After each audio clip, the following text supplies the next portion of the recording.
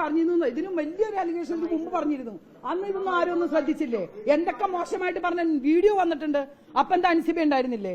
ഇതൊക്കെ പറയാനും ഇതൊക്കെയാണ് ഒരു അസോസിയേഷൻ ഉള്ളത്. അത് അസോസിയേഷനെ പറഞ്ഞിട്ട് ഒരു തീരുമാനം അൻസിബയ്ക്ക് കിട്ടില്ല എന്ന് പറയാൻ ഞങ്ങൾ തീരുമാനം എടുത്തോട്ടെ. അന്വേഷിച്ചിട്ട്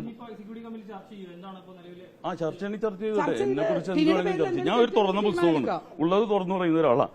അപ്പൊ അത് തുറന്ന് തന്നെ ഞാൻ പറഞ്ഞിട്ടുണ്ട്. ഇവിടെ സംഭവിച്ചതും അറിയാം. ഇതും പറഞ്ഞാലും ഒരു പരദൂഷണം ഇവിടെ നിന്ന് ഒരാൾ പറഞ്ഞു കൊടുക്കുന്നു, ഇങ്ങനെ ഇയാൾ പറഞ്ഞിട്ടെന്ന്.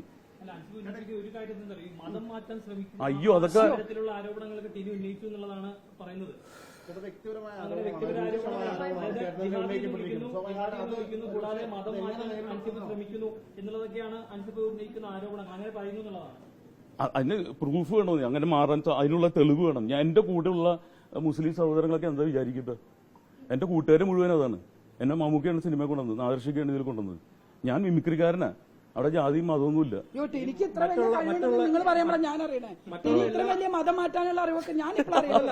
സത്യസന്ധമായിട്ട് പറയാം, നമ്മൾ അറിഞ്ഞിട്ടില്ല. മറ്റുള്ള എല്ലാ ആരോപണങ്ങളെക്കാളും ഗുരുതരമാണ് മതം മാറ്റുക എന്ന് പറയുന്നത്. അതൊരു പരാമർശമാണ്. അത് കരുതിക്കൂട്ടി പറഞ്ഞതാണെന്ന് കരുതുന്നുണ്ടോ? ആരും എനിക്കറിയില്ല. ഇത് എന്താണ് പ്ലാനിങ് എന്ന് അറിയില്ല. ഞാൻ പറഞ്ഞില്ല, ക്യാമ്പിലായിരുന്നു. ഇപ്പൊ രണ്ടുമൂന്ന് ഇത് കണ്ടപ്പോഴാണ് മനസ്സിലായത്. അത് തന്നെയാണ് ഞാൻ വിശദീകരണം തരാൻ വന്നത്. ഞാൻ എവിടെയെങ്കിലും ഏതെങ്കിലും സ്ഥലത്തും അങ്ങനത്തെ ഒരു മതവുമായി ബന്ധപ്പെട്ട് ഞാൻ സംസാരിച്ചിട്ടുണ്ടോ? ഹസൻ എന്നാണ് പേര്, അതുകൊണ്ട് തനിക്കെതിരെ ഇത്തരത്തിൽ ഒരു ആരോപണം ഉന്നയിച്ചു. ഓ, അതൊന്നും എനിക്കറിയില്ല കേട്ടോ. ഇതിനു മുമ്പ് ഞാൻ സഹകരിച്ചിട്ടുള്ള സിദ്ദിഖാണ് എന്റെ ഏറ്റവും വലിയ ആശ എന്ന് പറഞ്ഞാൽ നടൻ സിദ്ദിഖിൻ. ഇക്കാലത്താണ് ഞാൻ എന്തെങ്കിലും അമ്മയെ കുറിച്ചുള്ള കാര്യങ്ങളാണ് ചോദിക്കുന്നത്.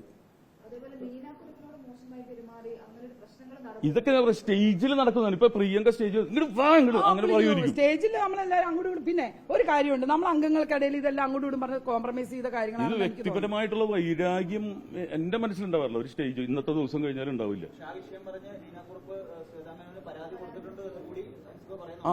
എടുത്തിട്ടുണ്ടെങ്കിൽ അത് പറയട്ടെ. അതും കൂടെ നിങ്ങളൊന്ന് കാണിക്കും. നിങ്ങൾക്ക് ചോദിച്ചത് നമ്മള് സ്റ്റേജ് ഷോയിൽ 15 കൊല്ലമല്ലോ ഞങ്ങൾ ഒരുമിച്ച് പോകണം. നിങ്ങൾ ഇത്രയും പത്രക്കാരല്ലേ, നിങ്ങൾ ചോദിച്ചൊന്ന് മേടിച്ച് കാണിക്കും. നിങ്ങളാണ് ഇപ്പൊ എല്ലാം കാണിച്ചു തരുന്നത്. നിങ്ങളുടെ അറിവാണ് ഞങ്ങൾക്കുള്ളത്.